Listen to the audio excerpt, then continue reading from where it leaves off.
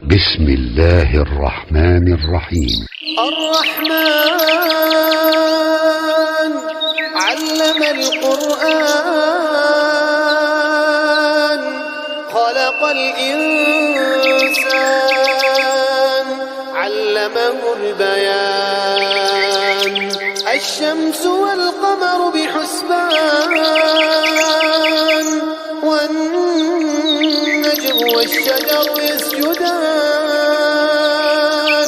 والسماء رفعها ووضع الميزان ألا تطغوا في الميزان وأقيموا الوزن بالقسط ولا تخسروا الميزان والأرض وضعها للأنام فيها فاكهة والنخل ذات الأكمام والحب ذو العصف والريحان فبأي آلاء ربكما تكذبان خلق الإنسان من صلصال كالفخار وخلق الجن من مارج من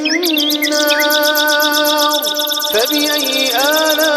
آلاء ربكما تكذبان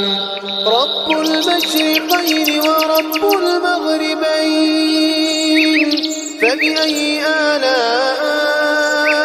ربكما تكذبان مرج البحرين يلتقيان بينهما برزخ لا يبغيان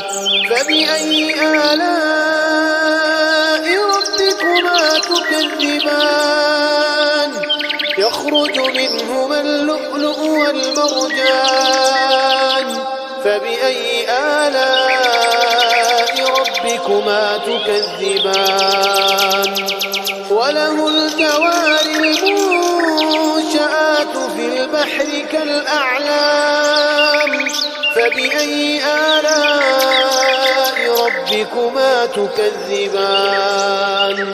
كل من عليها فان ويبقى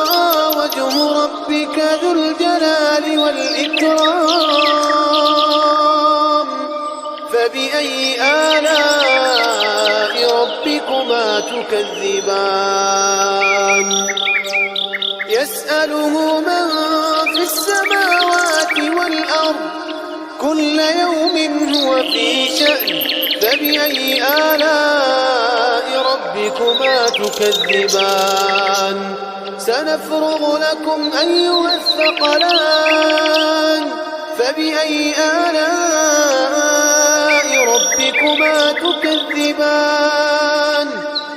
يا معشر الجن والإنس إن استطعتم أن تنفذوا من أقطار السماوات والأرض فانفذوا لا تنفذون إلا بسلطان فبأي آلاء ربكما تكذبان يرسل عليكما شواظ من نار ونحاس فلا تنتصران فبأي آلاء ربكما تكذبان فإذا انشقت السماء فكانت وردة كالدهان فبأي آلاء ربكما تكذبان فيومئذ لا يسأل عن ذنبه إنس ولا جان فبأي آلاء ربكما تكذبان يعرف المجرمون بسيماهم فيؤخذ بالنار النواصي والأقدام فبأي آلاء ربكما تكذبان هذه جهنم التي يكذب بها المجرمون يطوفون بينها وبين حميم آن فبأي آلاء ربكما تكذبان ولمن خاف مقام ربه جنتان فبأي آلاء ربكما تكذبان ذواتا أفنان فبأي آلاء ربكما تكذبان فيهما عينان تجريان فبأي آلاء ربكما تكذبان فيهما من كل فاكهة زوجان فبأي آلاء ربكما تكذبان متكئين على فرش بطائنها من استبرق وجنى الجنتين دان فبأي آلاء ربكما تكذبان فيهن قاصرات الطرف لم يطمثهن إنس قبلهم ولا جان فبأي آلاء ربكما تكذبان كأنهن الياقوت والمرجان فبأي آلاء ربكما تكذبان هل جزاء الإحسان إلا الإحسان فبأي آلاء ربكما تكذبان ومن دونهما جنتان فبأي آلاء ربكما تكذبان مدهامتان